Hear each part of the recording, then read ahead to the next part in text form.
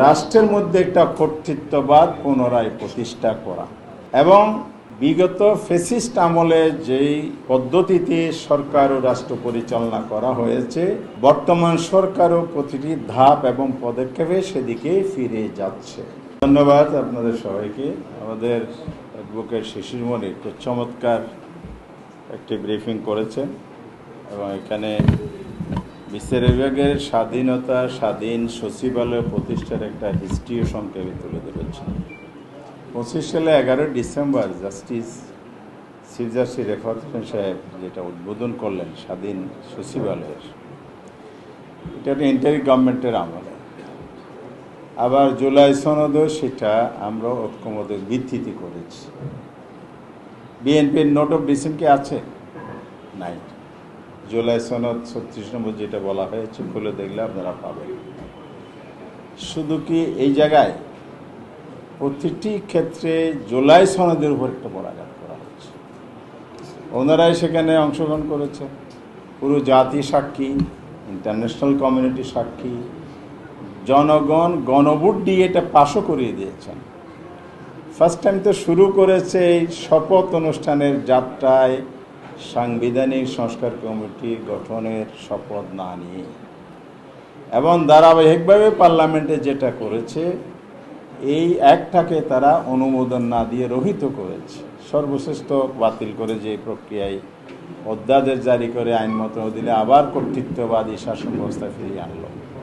এটা সব কিছুর মূল উদ্দেশ্য হচ্ছে রাষ্ট্রের মধ্যে একটা কর্তৃত্ববাদ পুনরায় প্রতিষ্ঠা করা এবং বিগত ফ্যাসিস্ট আমলে যেই পদ্ধতিতে সরকার ও রাষ্ট্র পরিচালনা করা হয়েছে, বর্তমান সরকারও প্রতিটি ধাপ এবং পদক্ষেপে সেদিকে ফিরে যাচ্ছে।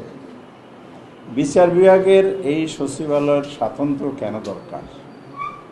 কিছু কথা শিশির মনির বলেছেন। এটা মূল লক্ষ্য কি? অবজেক্টিভটা তো মেইন। মূল লক্ষ্য হচ্ছে নিম্ন আদালতের তত্ত্বাবধানকে সাংবিধানিকভাবে শক্তিশালী করা। কনস্টিটিউশনাল প্রসেসে যদি এটা নিয়ে এসে নিম্ন আদালতটাকে শক্তিশালী করা হয় এবং ইন্ডিপেন্ডেন্ট জুডিশিয়ারি যদি কার্যকর হয়, তার জন্য অবশ্যই পৃথক সচিবালয় অনিবার্য ছিল। তাহলে জনগণ ন্যায় বিচার পাবে। আর বিচারক যদি এজলাসে উঠেই অ্যাটর্নি জেনারেলের চেহারা তাকিয়ে স্পিচ গ্রহণ করেন, বিতর্ক গ্রহণ করেন, আর্গুমেন্ট গ্রহণ করেন, আবার আদালতের রায় রচনার ক্ষেত্রে যদি ডিকটেশন ফলো করে, আপনার মনে আছে তো সাইদি সাহেবের রায়ের সময় স্কাইবি কেলেঙ্কারি হয়েছে, সে রায় কোথায় ডিকটেশনের ভিত্তিতে কোথায় লেখা হয়েছে সব তো ওপেন হয়ে গিয়েছিল।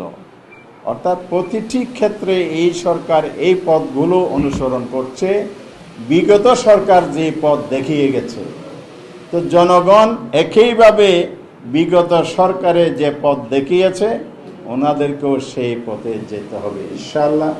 রাজনৈতিকভাবে আমরা সেটাই দেখি, সেইভাবে আমরা এই অবিচার, অন্যায়, সংবিধানের উপর আঘাত, জনাকাঙ্ক্ষার উপর আঘাত, রাষ্ট্রযন্ত্রকে দুর্বলতা করার জন্য যত ধরনের ষড়যন্ত্র নানাভাবে হচ্ছে, এই জায়গা অবশ্যই দেশ জনগণের স্বার্থে আমরা আপোষহীন থাকব। সংসদে তো অবশ্যই আমাদের রোল আছে, বিরোধী দল হিসাবে জনগণের প্রতি দায়িত্ব আমাদের আছে, কমিটমেন্ট আছে, প্রতিশ্রুতি আছে। সেই জায়গা থেকেই আমরা অবশ্যই রাজপথে অন্যান্য দাবি আদায়ের আন্দোলনের সাথে এটা নবযুক্ত হবে ইনশাআল্লাহ।